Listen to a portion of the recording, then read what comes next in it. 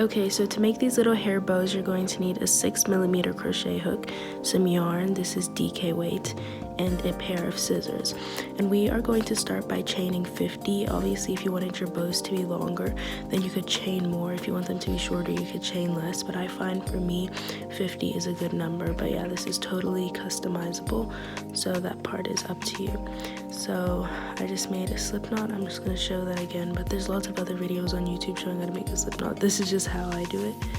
So yeah, if it isn't clear or you don't know how to make a slip knot, then I'd recommend some videos on here. So then yeah, I'm just taking my hook and I'm chaining. So yarn over, pull through, yarn over, pull through, yarn over, pull through. And I'm doing it pretty loose, not very tight. It just makes things easier.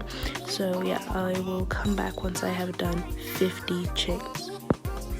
Okay, so now I have chained up 50, so you should have chained up your number. If you're doing 50 like me, then yeah, you should have 50 chains. If you're doing more or less, then that's what you have. Okay, so here you can see this is like the last chain I did. It's very small. So you're gonna go into the second chain from the hook. You're gonna put your hook through, and you're just gonna slip stitch. Again, don't do it too tightly. I like to do this pretty loose. So yeah, you're just going to slip stitch like this all the way down into every single stitch until you get to the end. You're gonna slip stitch into the end stitch as well. So that's what I'm gonna keep doing, and that is what you are going to do as well, just slip stitch. So this is really simple because this pattern is literally just chaining and slip stitching, and then you tie a bow onto your hair. So it is very simple, super beginner friendly, super cute accessory. Like, I reckon you could make one of these in like 5-10 minutes. So it's pretty cool. So yeah, I'm just gonna keep slip stitching. Just going into the stitch like so. Oops, getting a little stuck. Yarning over and then pulling that yarn through both loops. So you just end with one loop on your hook.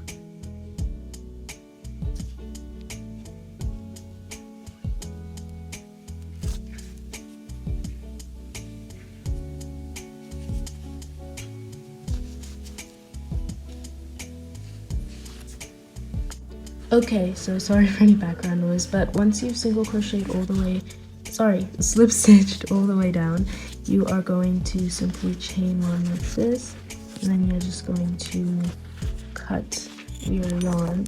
So then you should have two ends like this, and you just pull this. And then what I do is I just tie these two ends together twice, and then I just cut it. You can also weave into the slip stitches if you want, but this is just what I do. So yeah, if you think weaving in would be firmer or you prefer that, then like go ahead. But I just tie two knots like so.